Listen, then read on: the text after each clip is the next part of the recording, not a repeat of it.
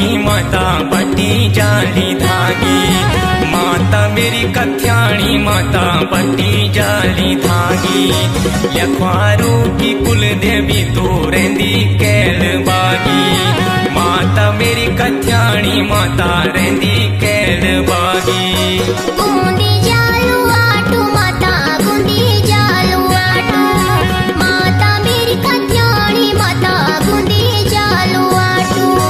तेरा मंदिर देश माता जाते रूप बाटू। माता मेरी कथ्याणी माता जाते रूप बाटू।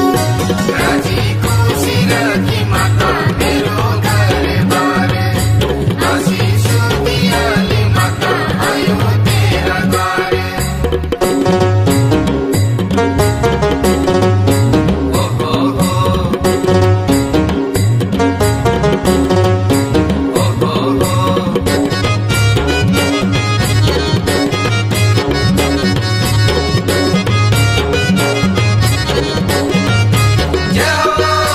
घोटी जालू हींग माता घोटी जालू हींग।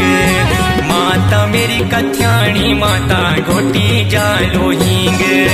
कर संग मरे दू माता देवदार सिंह।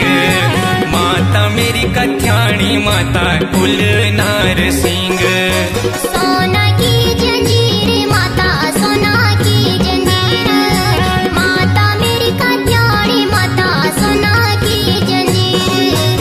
चम चम लांदू माता तेरू प्यारू मंदिर। माता मेरी कथ्याणी माता तेरू प्यारू मंदिर। राजी खुशी रखी माता मेरो घर बार। आशीष दियाली माता आयो तेरा द्वार।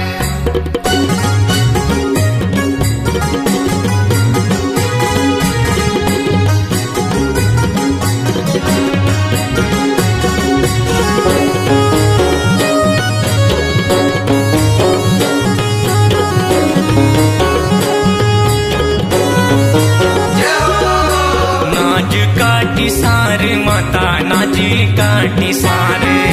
माता मेरी कथ्याणी माता नाज काटी सार। प्यारा गोतार छीन माता जाती काले ख्वार। माता मेरी कथ्याणी माता जाती काले ख्वार।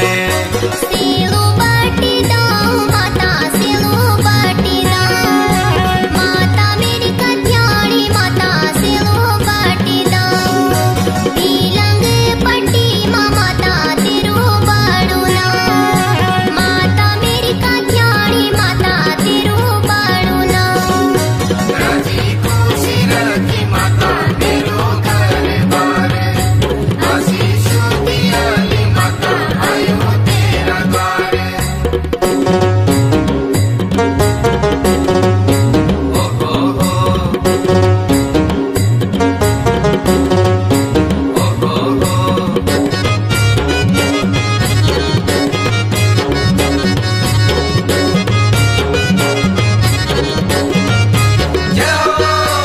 ओला गाड़ी बोला माता ओला गाड़ी बोला।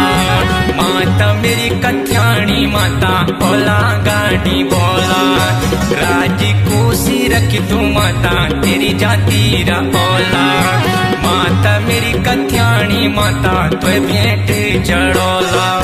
खल्याणी कुदांदू माता खल्याणी कुदांदू। माता मेरी कथ्याणी माता खल्याणी कुदांदू। तेरा द्वारे जो आंदू माता खुशी केक जानू। माता मेरी कथ्याणी माता खुशी केक जानू। राजी खुशी रखी माता मेरो घर बार। आशीष दियाली माता आयो तेरा द्वार।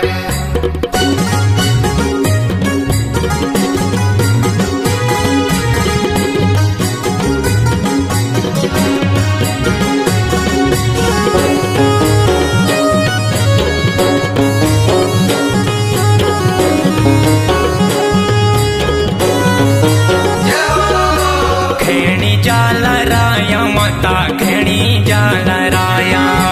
माता मेरी कथ्याणी माता खेणी जाला राया।